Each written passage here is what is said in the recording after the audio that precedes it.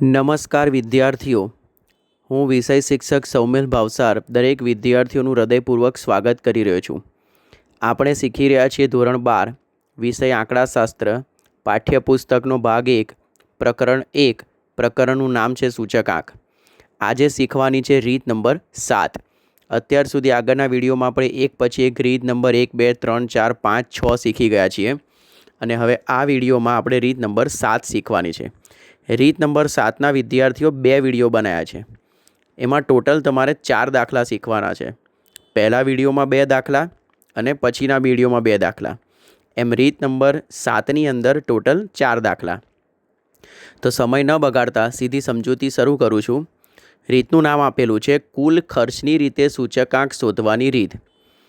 તો આ શબ્દ તમે સાંભળેલો છે, પણ સૌથી પહેલાં રીત શરૂ કરું એ પહેલાં મોસ્ટ એમપી પોઈન્ટની ચર્ચા કરવી છે કે અહીં રકમમાં મોસ્ટ એમપી ધ્યાનથી સમજજો।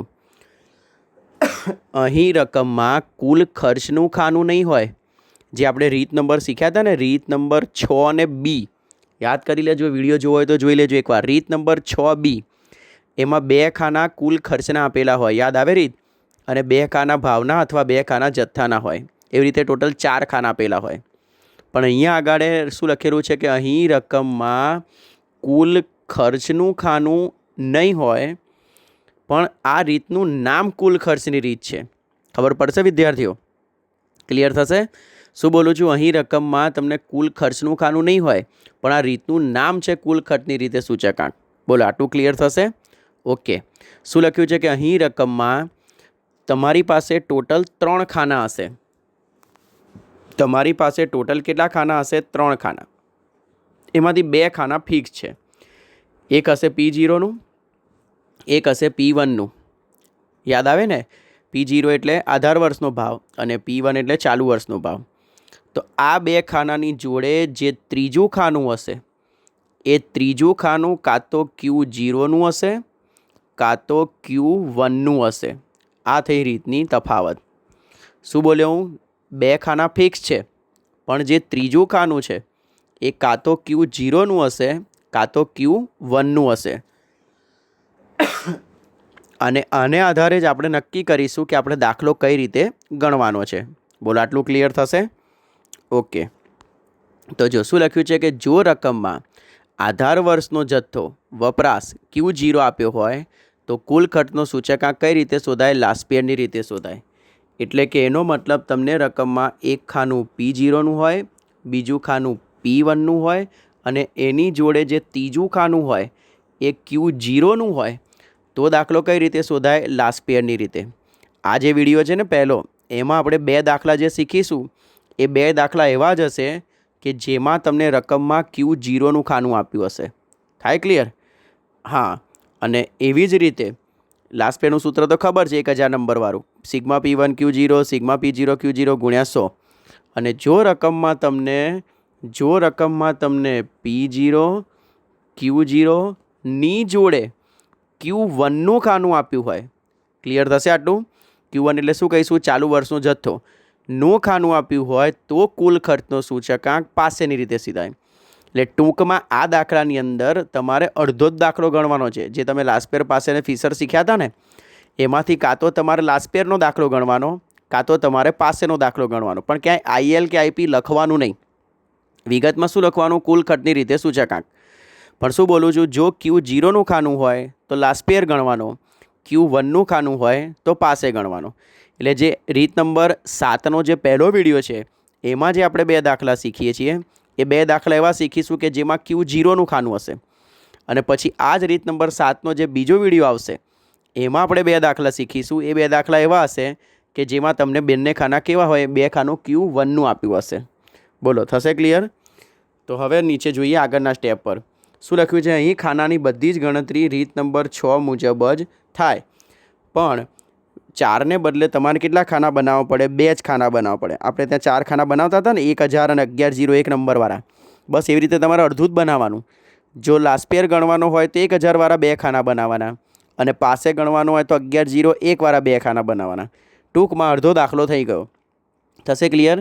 તો ચલો હવે જઈએ દાખલા પર। અહીંયા છે રીત નંબર 7 જો લખેલું છે ઉપર, રીત નંબર 7 કુલ ખર્ચની તે સૂચકાંક શોધવાની રીત. જો મેં ઉપર હેડિંગ જ આપી દીધું છે, એ પ્રકારના દાખલા છે કે જેની અંદર આધાર વર્ષનો જથ્થો વપરાશ Q0 આપ્યા હોય તેવા દાખલા. દાખલા નંબર કયો આપેલો છે? અહીંયા આગળ 3. આ ત્રીજા નંબરનો દાખલો છે ને, પેમ્પલેટનો છે. એ પેમ્પલેટ છે ને લિંકમાં નીચે કોમેન્ટ બોક્સમાં પડેલું છે. એ લિંક ઉપર ક્લિક કરશો એટલે આખું પેમ્પલેટ ખુલી જશે. એમાં પેમ્પલેટમાં આ રીત ખોલશો તમે એટલે ત્રીજા નંબરનો દાખલો આ હશે, પણ એ સિવાયના બીજા દાખલા આવા હશે જ જોડે. એ તમારે શું કરવાનું? પ્રેક્ટિસ માટે ગણવાના. કંઈ શંકા હોય, મૂંઝવણ હોય, માર્ગદર્શનની જરૂર હોય તો મેસેજ કરવાનું. શક્ય હોય ત્યાં સુધી પ્રયત્ન કરીશ જવાબ આપવાનો. તો ચલો આ દાખલો ગણવાની શરૂઆત કરીએ કે અહીં તમારે કુલ ખર્ચની રીતે સૂચકાંક શોધવાનો છે. જેવો મારી પાસે દાખલો આવે એટલે મારે પહેલાં નક્કી કરવું પડે કે મારે દાખલો કુલ ખર્ચનો લાસ્ટ પેયરની રીતે ગણવાનો છે કે પાસેની રીતે ગણવાનો છે. બરાબર, કે પાસેની રીતે ગણવાનો છે. અને નક્કી કેવી રીતે થાય? Q0નું ખાનું આપ્યું હોય તો લાસ્ટ પેયર અને Q1નું ખાનું આપ્યું હોય તો પાસે. તો ચલો આપણે ખાનું જોઈ લઈએ. સૌથી પહેલાં જો વર્ષ 2010નો ભાવ, વર્ષ 2015નો ભાવ. તો 2010 એટલે નાનું વર્ષ, નાનું વર્ષ એટલે આધાર વર્ષ, આધાર વર્ષ એટલે 0 અને ભાવ એટલે આધાર વર્ષ એટલે શું કહેવાય? 0, ભાવ એટલે P. બે ભેગું થાય એટલે આ શું બને? P0. ચલો 2015 એટલે મોટું વર્ષ, મોટું વર્ષ એટલે 1, ભાવ એટલે P. બે ભેગું થાય એટલે શું બને? P1 છે.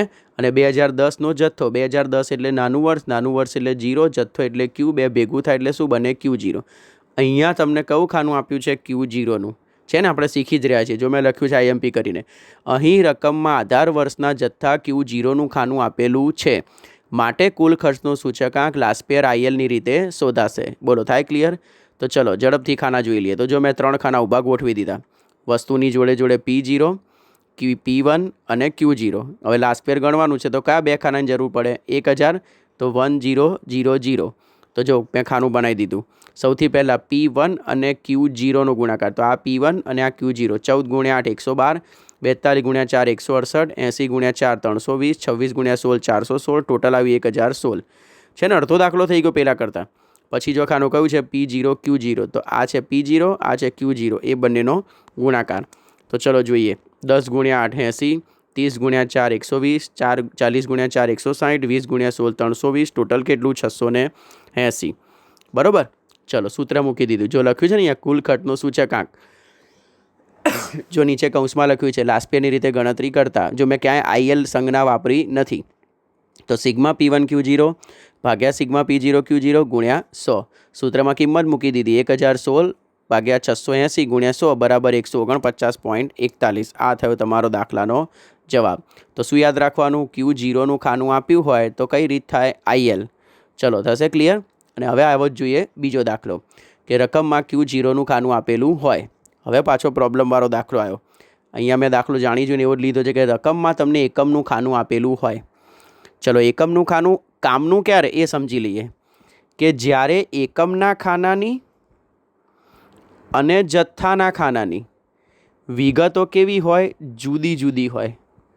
બરાબર. તો અહીંયા જો ક્વિન્ટલ અને કિગ્રા છે જ પહેલાંમાં જુદી, એટલે થઈ ગયું આપણું સ્ટેપ પૂરું. બીજી બધે ભલે સરખી હોય, કોઈ એક જુદી હોય ને તો પણ આપણો દાખલો શરૂ થઈ જાય. ક્લિયર થશે. અને અહીંયા આગળ એકમના ખાનામાં કિંમતની આગળ કોઈ સંજ્ઞા કિંમત આપેલી હોય. તો જો અહીંયા આગળ આ 2 જગ્યાએ 20 અને 10 લખેલા છે.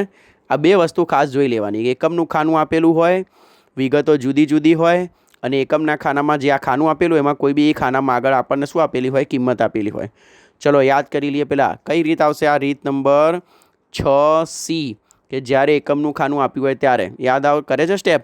જો શું બોલ્યો તો સૌથી પહેલાં સંજ્ઞા આપો, ત્યાર પછી શું કીધું તું? એકમના ખાનામાં જ્યાં કિંમત ના આપી હોય ત્યાં 1 મૂકો. પછી શું બોલ્યો તો? વિગત સરખી કરો.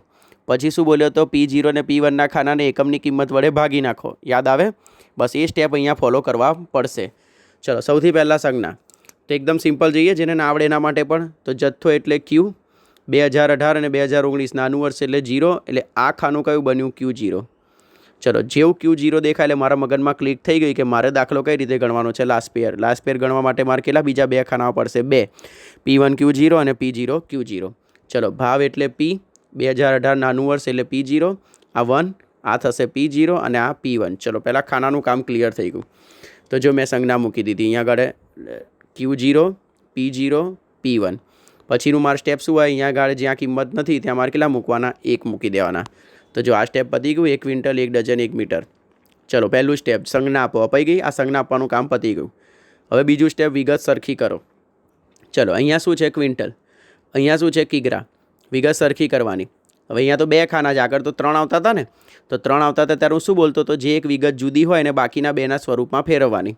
અહીંયા તમારે જેને ફેરવી એને ફેરવી શકો. ક્વિન્ટલને કિગ્રામાં ફેરવવા હોય તો ક્વિન્ટલને કિગ્રામાં ફેરવી શકો, કિગ્રાને ક્વિન્ટલમાં ફેરવા તો કિગ્રાને ક્વિન્ટલમાં ફેરવી શકો. પણ એ કેવું પડે અઘરું.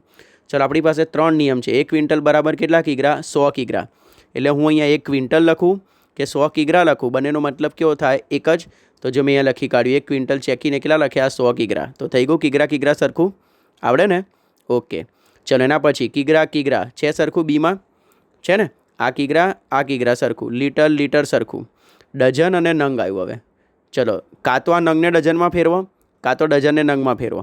તો નંગને તો ડઝનમાં ફેરવતા અઘરું પડે કારણ કે 20 છે. તો સિમ્પલ જઈએ. તો 1 ડઝન બરાબર કેટલા નંગ થાય? 12 નંગ. એટલે હું 1 ડઝન લખું કે 12 નંગ લખું, બંનેનો મતલબ કેવો થાય? એક જ. તો હું આ 1 ડઝન ચેકીને ત્યાં આગળ શું લખીશ? 12 નંગ. જો થઈ ગયું. થઈ ગયા નંગ સરખા. આગળ મીટર મીટર. ચલો કામ પતી ગયું. જો બધી વિગત હવે કેવી થઈ ગઈ? સરખી. તો શું બોલ્યો? પહેલું સ્ટેપ સંજ્ઞા આપો. આ બધી સંજ્ઞા આપી દીધી. બીજું સ્ટેપ શું બોલ્યો? સંજ્ઞામાં આગળ આ 1 મૂકવાનો ભૂલવાનો નહીં. જો આ પહેલું સ્ટેપ, આ જે પાનું છે આ કયું સ્ટેપ છે? પહેલું સ્ટેપ, કે તમે સંજ્ઞા આપી દીધી. ચલો આ સ્ટેપ છે, કયું સ્ટેપ છે? આ બીજું સ્ટેપ, કે જ્યાં તમે વિગતો કેવી કરી કાઢી? સરખી કરી કાઢી છે. અને હવે ત્રીજું સ્ટેપ આવ્યું. તો ત્રીજા સ્ટેપ, આ ત્રીજું સ્ટેપ છે. તો ચલો ભાગાકાર શરૂ કર્યો. કહો P0 અને P1નો. જો 1200 ભાગ્યા 100, આ છે ને 100, તો 1200 ભાગ્યા 100, 1700 ભાગ્યા 100, પછી આ 20 છે તો 340 ભાગ્યા 20, 380 ભાગ્યા 20 છે. એ રીતના જો અહીંયા આગળ 30 ભાગ્યા 10 છે ને, એક 30 ભાગ્યા 10, 40 ભાગ્યા 10, 15 ભાગ્યા 12, 24 ભાગ્યા 12, 12 ભાગ્યા 1, 12 ભાગ્યા 1, બધાને ભાગાકાર કરી કાઢવાનો. આ થઈ ગઈ વિગત સરખી. જેટલો આ વિડીયો એક વાર જોજો શાંતિથી તો વધારે ક્લિયર થશે. રિપીટ કરીને જોશો તો પણ વધારે ક્લિયર થશે. 3 સ્ટેપ ફોલો કરવાના છે. પહેલું સ્ટેપ સંજ્ઞા આપવાનું, બીજું સ્ટેપ વિગતો સરખું કરવાનું, અને ત્રીજું સ્ટેપ P0 P1ના ખાનાને એકમની કિંમત વડે ભાગવાનું. બસ આ 3 સ્ટેપને ફોલો કરવાના. ચલો જઈએ હવે આગળ ખાના ઉપર.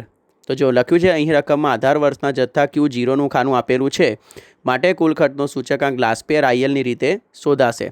તો ચલો સૌથી પહેલાં હવે મેં શું કીધું હતું? એકમના ખાનામાં બધાની આગળ હવે કેટલા મૂકી દેવાના? 1, કારણ કે આપણે 1 એકમનો ભાવ શોધી કાઢ્યો છે. આ ભાગીએ છે ને, એનો મતલબ જ 1 એકમનો ભાવ થયો કે ભાઈ 100 કિગ્રાનો ભાવ 1200 રૂપિયા. આ 100 વડે ભાગ્યો ને, તો 1નો ભાવ કેટલો? એટલે 1નો ભાવ મળી જાય. ચલો એ બધી ચર્ચામાં નથી પડવું, સીધું ખાનું. ચલો Q0 તો મૂકી દઈશ એના 50, 18, 12. કશો ફેરફાર છે અહીંયા? અહીંયા કોઈ ફેરફાર છે ના. 50, 18, 12, 20, 14. 50, 18, 12, 20, 14 છે. ચલો આગળ હવે એક ભાગાકારના જવાબ, કે 1200 ભાગ્યા 100 એટલે 12, 340 ભાગ્યા 20 એટલે 17, 30 ભાગ્યા 10 એટલે 3, 15 ભાગ્યા 12 એટલે 1.25, 12 ભાગ્યા 1 એટલે 12. પત્યું? ચલો એના પછી અહીંયાનો જવાબ 1700 ભાગ્યા 100 એટલે 17, 380 ભાગ્યા 20 એટલે 19, 40 ભાગ્યા 10 એટલે 4, 24 ભાગ્યા 12 એટલે 2, 16 ભાગ્યા 1 એટલે 16. ચલો બની ગયું. હવે આપણા 2 ખાના કોમન આવી ગયા, P1 Q0, P0 Q0. તો પહેલો ખાનાનો ગુણાકાર કયા? P1 એટલે કયું છે? આ રહ્યું P1 અને Q0. તો જો એક ગુણાકાર કરતા ગયા. 50 ગુણ્યા 17 850, 18 19 342, 12 ગુણ્યા 4 48, 20 ગુણ્યા 2 40, 14 ગુણ્યા 16 224, ટોટલ 1504. ચલો આગળ બીજો ગુણાકાર P0 Q0. તો પહેલાં 600, 306, 36, 12 36 થાય ને. અહીંયા જો 20 ગુણ્યા 1.25 એટલે 25, 14 ગુણ્યા 12 એટલે 168, ટોટલ 1135 છે. ખાનું એકવાર બની જાય પછી કોઈ તકલીફ છે નહીં. ચલો એડિંગ આપી દીધું. કુલ ખર્ચની રીતે જીવન નિર્વાહ ખર્ચનો સૂચકાંક લાસ્પેરની રીતે ગણતરી કરતા નંબર કયો? 1000 સિગ્મા P1 Q0 ભાગ્યા સિગ્મા P0 Q0 ગુણ્યા 100. ચલો કિંમત મૂકી દીધી 1504 ભાગ્યા 1135 ગુણ્યા 100. એટલે જવાબ આવ્યો તમારો 1132.51. બોલો થશે ક્લિયર? બોલો થશે ક્લિયર? હા. તો આ આપણે શીખ્યા રીત નંબર 7, કુલ ખર્ચની રીતે સૂચકાંક શોધવાની રીતનો પહેલો વિડીયો. પહેલા વિડીયોમાં આપણે 2 દાખલા શીખ્યા અને બંને દાખલા કેવા હતા? Q0 વાળા. બરાબર. હવેના વિડીયોમાં આપણે 2 દાખલા શીખીશું અને બંને દાખલા કેવા છે? Q1 વાળા. એટલે Q0 હોય તો આપણે કઈ રીતે ગણતરી કરી? લાસ્પેરની રીતે. આગળના વિડીયોમાં જ્યારે બંને ખાના Q1ના હશે ત્યારે આપણે બંને ગણતરી કેવી રીતે કરીશું? પાસેની રીતે. બોલો થશે ક્લિયર? તો આ રીતે આ રીતને અડધી રીતને અહીંયા પૂરી જાહેર કરું છું. હું વિષય શિક્ષક સૌમિલ ભાવસાર દરેક વિદ્યાર્થીનો હૃદયપૂર્વક આભાર વ્યક્ત કરું છું. Thank you so much. વંદે માતરમ. ભારત માતા કી જય. જય જય ગરવી ગુજરાત.